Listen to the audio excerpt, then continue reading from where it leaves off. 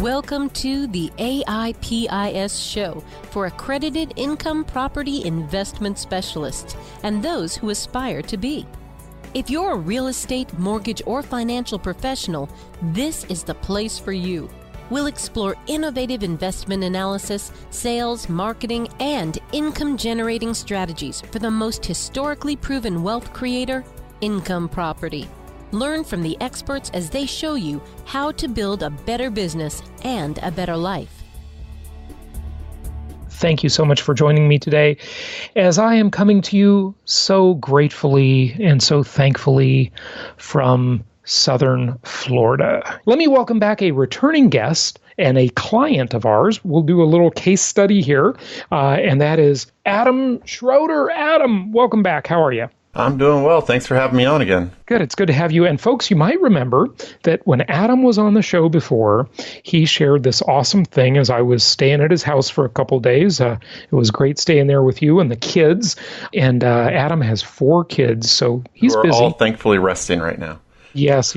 So that's why I don't hear all this noise in the background. Like, you leave me these Voxer messages and it sounds like a chaos over there, Adam. It's crazy.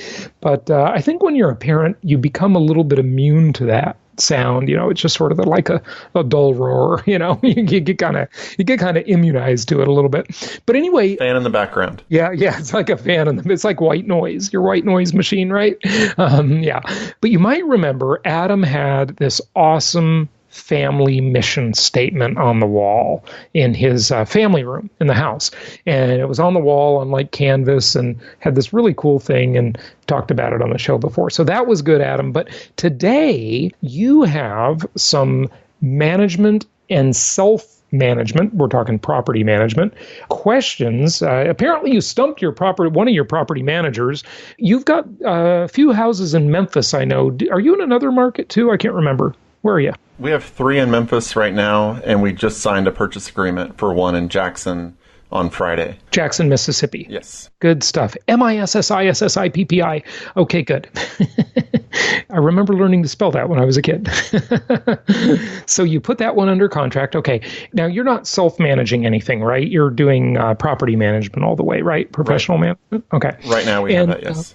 Yeah. And you had some questions for me. I think you said you stumped your property manager a little bit too with some questions. Tell us about that. So I was just going along with the standard property management, and then I went to meet the masters, and y'all had the kind of discussion of the hybrid model, and I got interested in it. And you also, during one of the property management sessions, you brought up some points that I thought, I need to ask my property manager about that and find out. And so I started asking him questions. And so wait a sec. Wait. Let me say a couple things. So this was our Meet the Masters conference where we had Ron Paul speak and John Burns and a bunch of other speakers. Last January in La Jolla, you were there. You actually did a couple of broadcasts from that I thought was a super creative idea. So thank you for doing that. And you, by the way, I didn't say this, but you are located in Austin, Texas. Okay, so just wanted to give a little perspective, but go ahead with what you're saying. I started asking him questions saying, hey, can I get this? Hey, can I get that? Hey, this was mentioned at Meet the Masters, can I get that from you? And it just became, the more questions I asked, the longer it took to get a response. And then we had our annual or semi-annual walkthrough, and they did the walkthrough, but we didn't get the report for 2 to 3 months. And then there were some problems that they wanted to fix. And I said, okay, well, there's no picture of that on the report. I need a picture of that to justify the expense. And it took another couple weeks or a month to get the pictures and to get all the answers. And it just became a nightmare. And I started thinking, you know what, if I'm going to go through all of this hassle getting an answer from them, I may as well just do it myself. Mm-hmm. But before I do it myself, I wanted to get a little bit more clarity, which is why I wanted to do this podcast with you. Yeah, well, you know what, folks, this is what I've been saying about self-management, okay? And I don't know that that's where we're going with this because, by the way, this interview is completely impromptu. I have no idea what Adam's going to ask me, okay? But if it's about self-management, a lot of you think that it's harder to self-manage. I submit to you that it could be a lot easier. Like some people think, well, I don't have the time to manage my own properties, right? Folks, sometimes it's less time to do it yourself. Here's a great example that I have shared before. In the old days, people wouldn't type their own letters, right? I remember my mom when I was a kid. My mom was executive director of the Leukemia Society, and she had a secretary. And the secretary, I remember hanging out at the office there because, I was a latchkey kid. And so I just hang out at her office a lot, and I'd work there too, and they'd pay me like nothing. But anyway, and this was in Santa Monica, California. And my mom would say, "Hey, Pam, come in." Pam was one of her secretaries at the time. "Pam, come in and take a letter."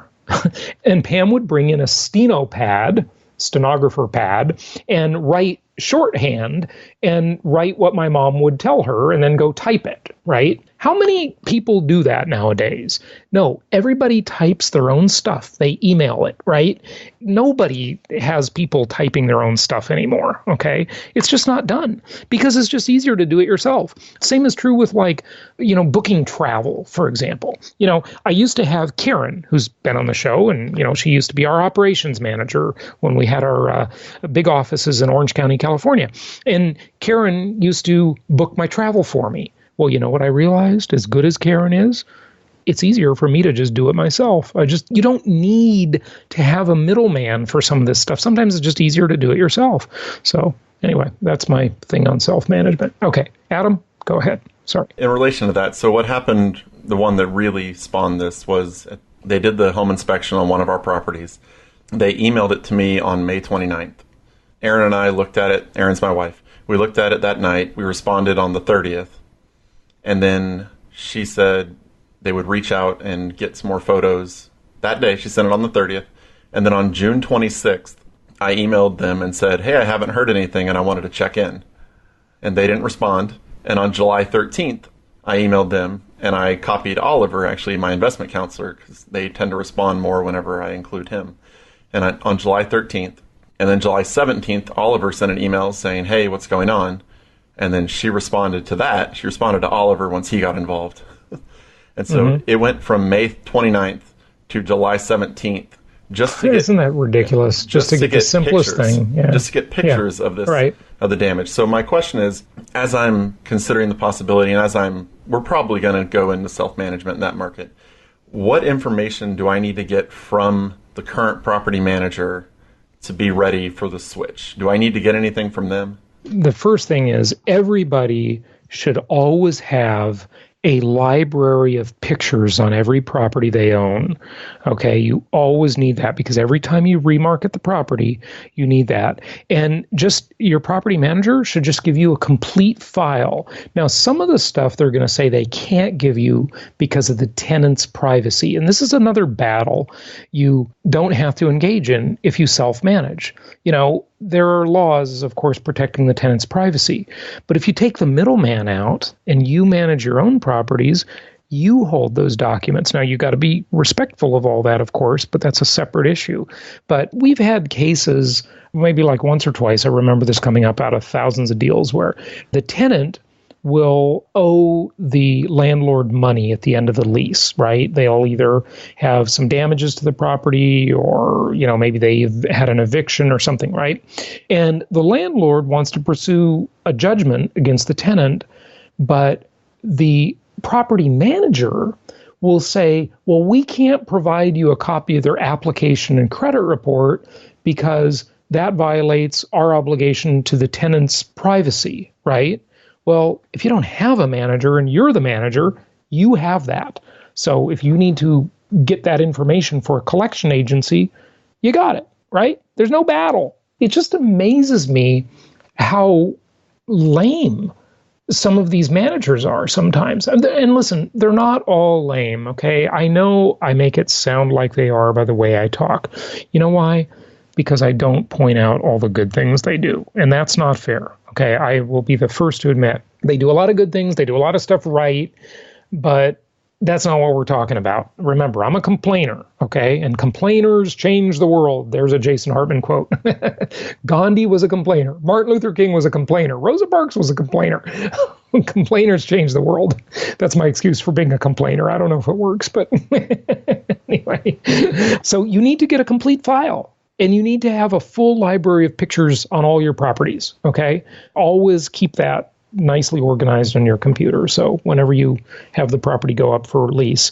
And then you can also, I want to remind you all, you can use a service called WeGoLook.com. WeGoLook.com. Interviewed them on the show before. You might remember the episode where I had the CEO of WeGoLook.com on.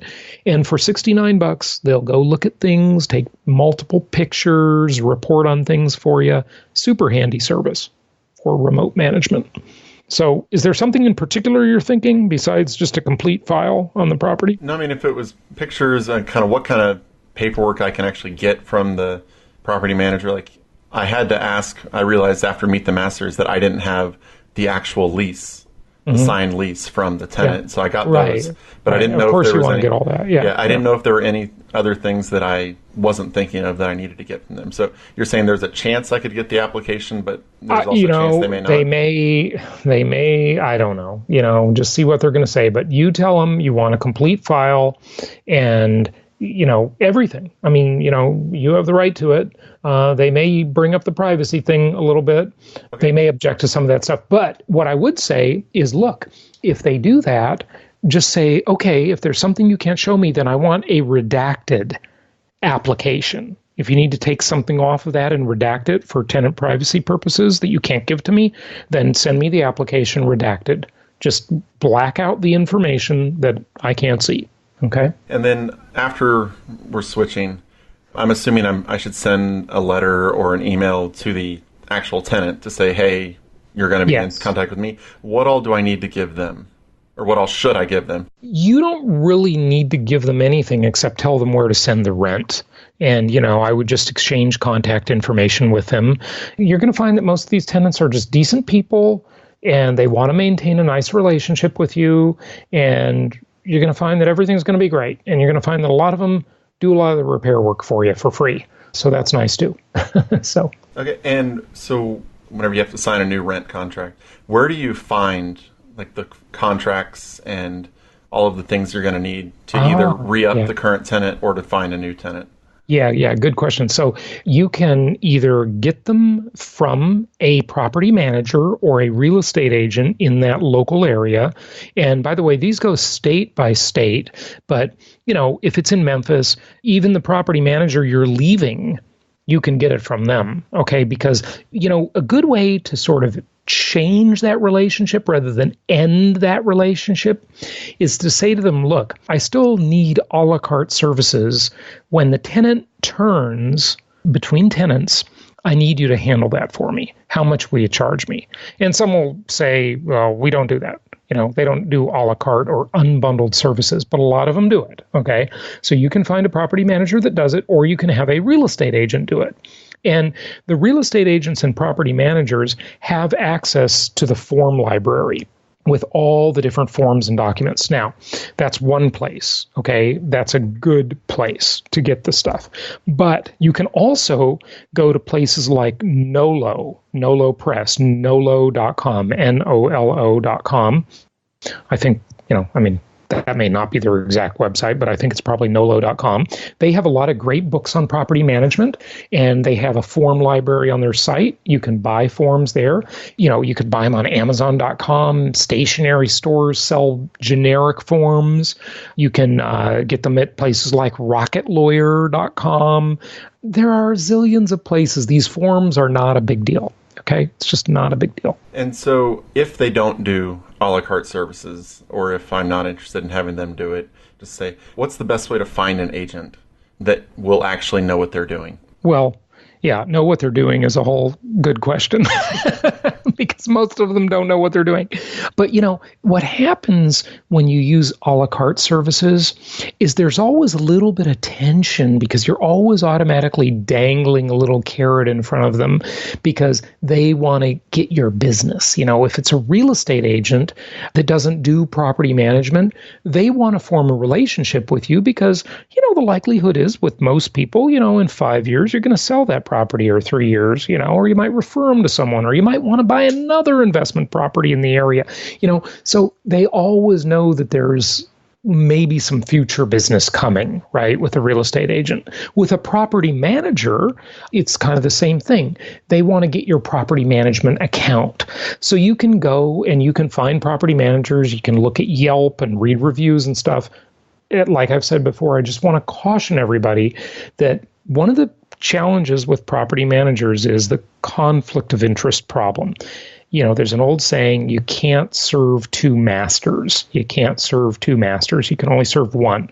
So a property manager might have bad Yelp reviews, but that might be because they're strict with the tenants and the tenants hate that.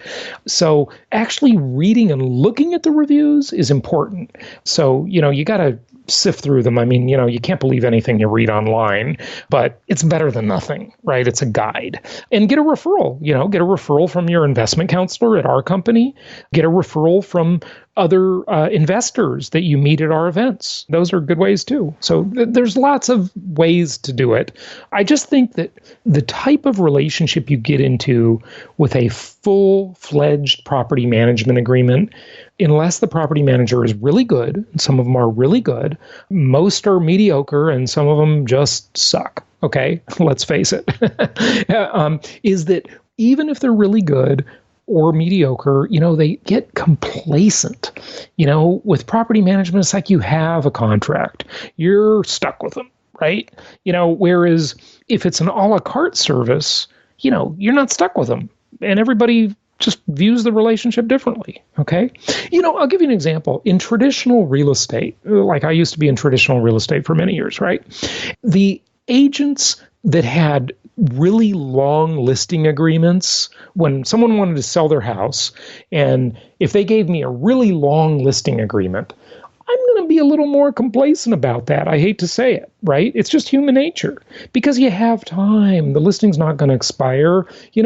The seller is locked up. They've committed to you for X amount of time. If the listing agreement's short, it motivates them to work a little harder. Now, you don't want to make it too short that they're going to think, I'm probably not going to sell this house anyway, right? Because it's just not enough time. So, whatever happens, happens. But there's a happy medium there in that relationship, right? Does that answer it? Yeah, I think so. So what kind of fees should I expect? Should I expect the general fees that I'm currently paying my property manager, which is like half a month's rent? Yeah, it varies by area. So some areas, the properties go into the multiple listing service, the MLS, and in some areas they don't, okay? So it depends. And in some areas, the MLS fee to the co-broker or the agent that brings in the tenant, if they're co-brokering the deal, will be 3% of the lease term. So how that works is an example of, say the property is about $800 a month, just as an example, right? Because I'm making it a round number. That'll be about $10,000 a year if it's a 1-year lease, right? 3% would be $300, okay? That each agent would get $600 total, okay, that they'd split. But it's probably not going to be that on that low of a rent. So it might be half a month's rent. It might be 75% of the first month's rent. It might be 1 month's rent, okay? Or it might be a different scheme altogether, like I mentioned with the MLS. Now, here's the thing. You could make an agreement with a real estate agent or a property manager, but maybe even more likely a real estate agent, that says, look, I'll do all the marketing. Don't worry about it. And you go list the property on Postlets. You've got the pictures. You've got beautiful pictures of your houses. And you put it online and you list it yourself. And maybe you set up an email address, okay, that's a special email address that's like adamsmemphisproperties.com or something like that, right? And this email address forwards to you, to your regular email address, and to whatever real estate agent or property manager's address. You put that address on your Postlets account, your Zillow account, whatever, Craigslist, if you put it there. And then every time a lead comes in, every time a tenant says they're interested in that property, a prospective tenant, you both get the email and you both see how many leads are coming through.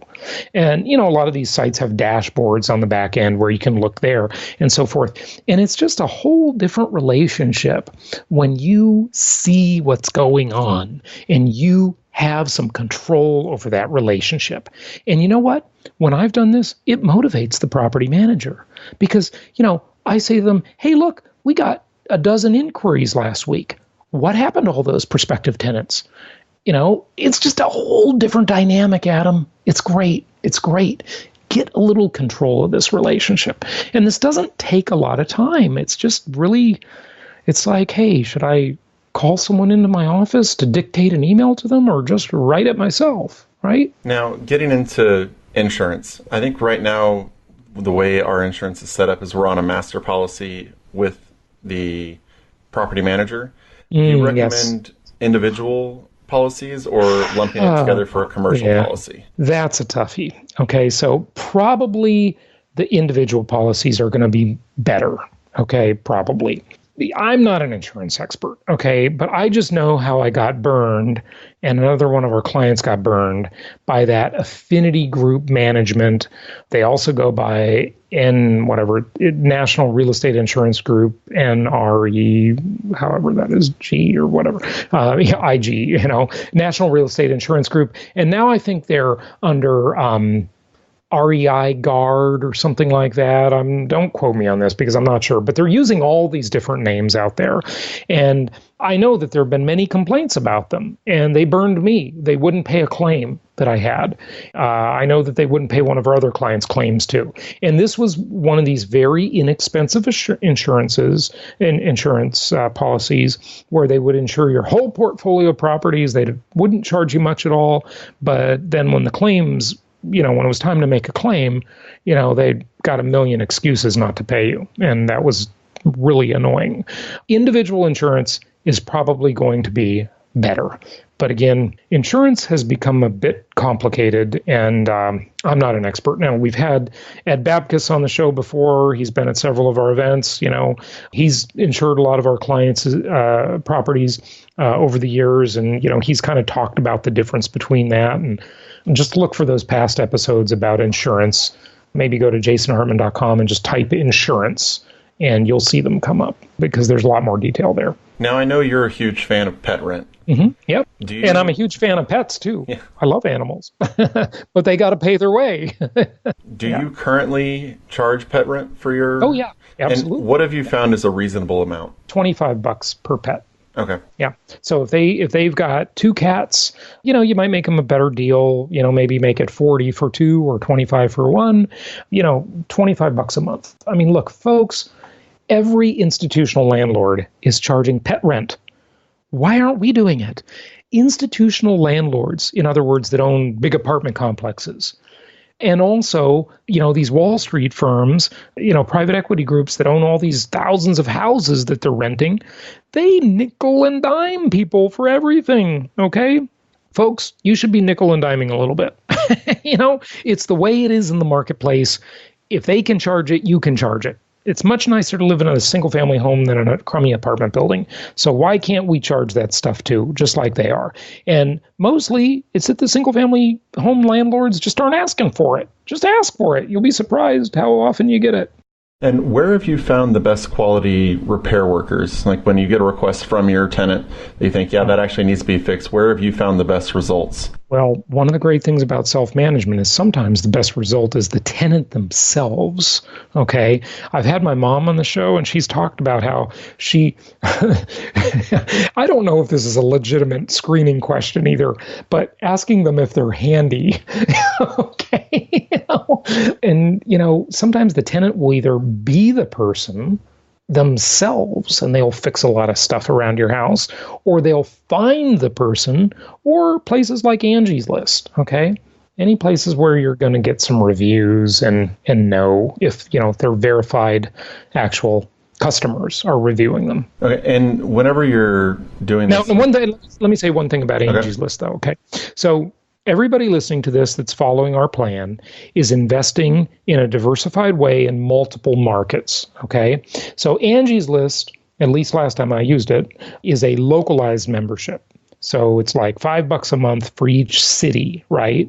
So you're going to have 3 or 5 memberships to Angie's List for each city you're in, which is sort of a pain because it's not really set up for the type of thing we do, but deal with it, okay? Just deal with it, all right? So as you're doing the repairs and thinking about that, do you put in your lease that repairs under a certain amount are the responsibility of the tenant, or how do you work that? I hate to say it, but I haven't done that often enough. I have done it before, but not enough. And you know why? Because the property managers don't do it. Property managers generally don't want to do anything out of the box. They don't want to charge pet rent. They don't want to go to bat for you. They just want to do what's easy for them. Okay? And that's something you should definitely do. Okay? My mom does it. Aunt Joan does it. You've heard Aunt Joan on the show. She spoke at Meet the Masters. She does it. It is something that landlords do a lot. They say any repair under $100 or $50 or whatever the number is, $50, $100, tenant's responsible. You got to make these tenants view this like it's their home. This is not an apartment building where we're going to come and do every little thing, okay? This is a house. It's a single-family house. And with a single-family home, you got to be a little more responsible. You got to do a few things, okay? So it just comes with educating them. And whenever you're putting together your contract for your lease, I was thinking today, let's say the washing machine breaks. Obviously, that's something that I, as the landlord, am going to fix. But if it turns out... If you own the washing machine. Right. That's the first thing. So let me say something about appliances. That's another area, and this varies market to market, okay? But that's another area where you can make some extra money. You could own the appliances, but you rent them to the tenant. That seems a little nickel and diming to me. No, because a lot of tenants actually rent them from those rental places, okay, which are a ripoff. I've rented things. One time in one of my properties, I rented my television set to the tenant, okay? Now, this admittedly was a property I actually lived in, and when the tenant looked at it, I was living there. Okay, it was before I moved, and he said his name was Dan. Well, he's a Gax. He's probably listening to this podcast right now. I think it was Dan. I'm pretty sure that was the tenant that rented it. This tenant, I think it was Dan. Hi, Dan. Was it you? I can't remember. Anyway, maybe it was Josh. He's probably not listening. I don't know. I don't remember. If you were listening, jasonhartman.com/ask. Yeah, that's right. Yes. Thank you. Tell me, remind me of this. But it was years ago, and they liked my TV, and I said, hey, it doesn't fit that well in my new place. I'll rent it to you. And I rented my television set. Yep, like $25 a month. Do you just kind of think, hey, whenever we show this house, just mention that it's my refrigerator? Do you show it without a refrigerator and say, if you want one, we can do it for $15 a month? Or it's too hard to move it, so you got to just have it there, okay? But the nice thing it allows you to do is it allows you to say, that the rent on the listing is lower. So you could say the rent on the listing is $1,000 per month, for example. But the refrigerator sitting in there, hey, do you want the fridge and the washer dryer? Well, the fridge is $25 a month and the washer dryer, that's $30. So you got to pay $55 a month more. Okay. And a lot of tenants will just take that deal. Right. But if they don't, what do you do with it? Yeah, well, that's a problem. You can either tell them, look, I really want to rent it with the house. And, I got several applications here, and I'm probably going to choose the person that's going to take the appliances too, because I don't want to have to move them. But if push comes to shove, they might call your bluff, okay? In other words, you might have to move them, okay? So, but that's one reason, choosing the tenant that is offering you the best deal is okay. The tenant that rents the whole package is fine. You can choose that tenant over the one who didn't want to do it. That's not discrimination over refrigerators or no.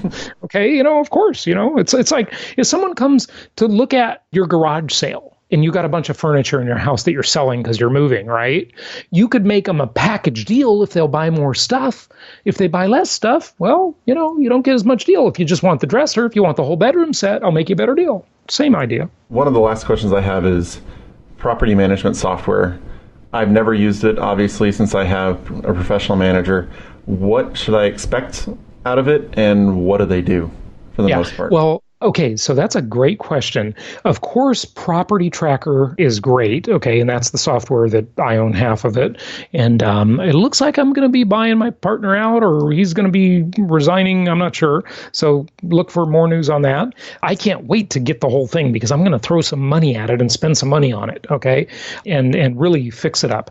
That's a great software, but it does not do every management function. It's more of an evaluating and tracking function that it does, okay? Now, Drew, I think he's using Buildium, if I'm not mistaken. There are several professional property management softwares that property managers use. One of them is Buildium, and there's Yardi, and there's a bunch of others out there, okay? And I think he, just for his own portfolio, is using Buildium, if I'm not mistaken. He got an account for himself using professional grade property management software just for his own portfolio. He's not a property manager.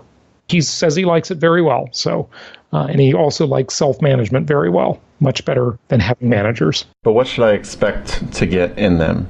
Like, what all do they do whenever you log in? Oh, well, they'll do all kinds of things. They'll send out notices. They have a portal for the tenant.